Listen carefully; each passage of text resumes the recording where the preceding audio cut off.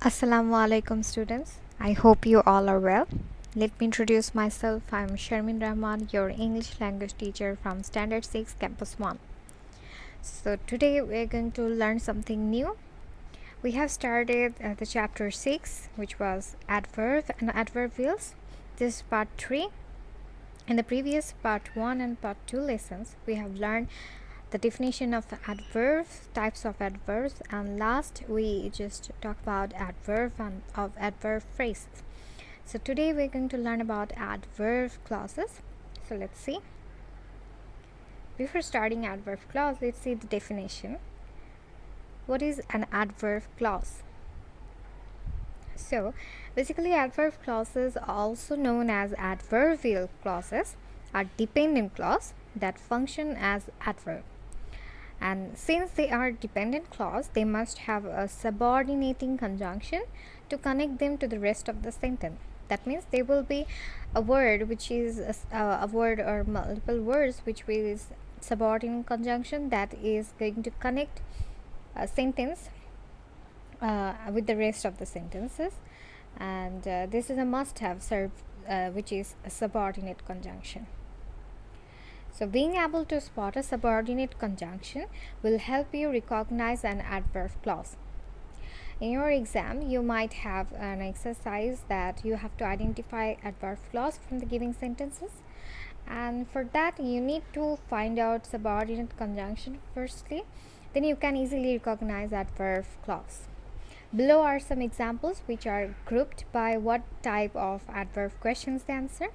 These are when, how, why, and where. So in when, you can see after, when, until, soon, before, once, while, as soon as, whenever, by the time. And in how, you can see if, whether or not, provided, in case, unless, even if, in the event. And why, it is because, as, since, so, in order that, now that.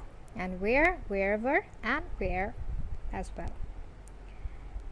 Adverb clauses can be placed at the beginning, middle, or end of the sentence. That means the location of adverb clause in a sentence can be the beginning, at the middle, and at the end. When placed at the beginning or in the middle, they require a comma to offset them from the rest of the sentence. You need to put a comma if it is started at the beginning or at the middle. Let's see some example. Whether you like it or not, you have to go. The boy, although he is very bright, failed math. However, when the adverb clause is at the end of the sentence, no comma is needed. You don't need to put any comma over there. She enjoyed the party more than he did. Now we'll see the difference between adverb phrase and adverb clause. As we have learned adverb phrase, you might have been in a doubt that which one is phrase and which one is clause. So for that, a clause must contain a subject and a verb to be complete. An adverb clause also begins with a subordinating conjunction such as after, if, because, and although.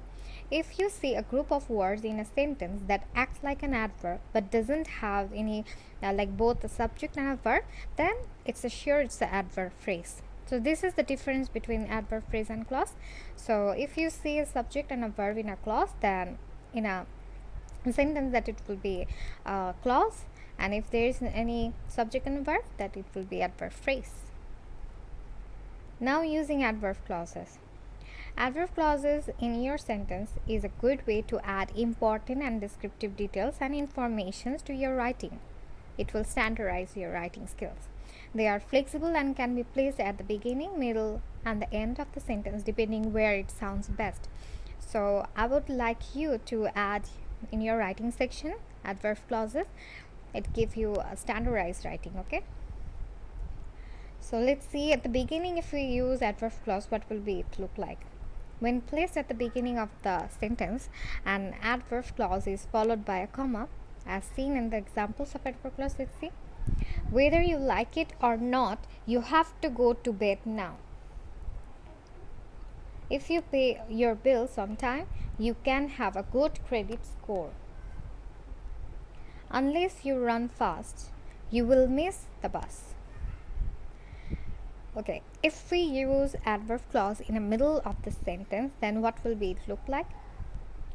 So of course, as I said, that if you are using in the middle, you have to use a comma to offset it. And note that this is an unusual placement, that it indicates an interruption of the main thought. Okay, let's see. My sister, when she is angry, will turn red in the face. Elephants, although they are large, are not predators. Chocolate, because it has a low melting point, can be difficult to bake with. So as you can see, the middle point is interrupting the full sentence, but it is adding some more information of the main point, right? So this is how we use middle adverb clause in a middle section in a sentence. Let's see adverb clause if it is ends with a sentence, what it will look like.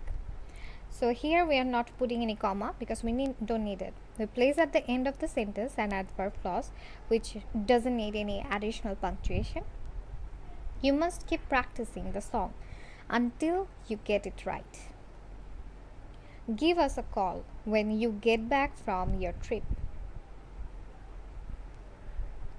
The fireworks show will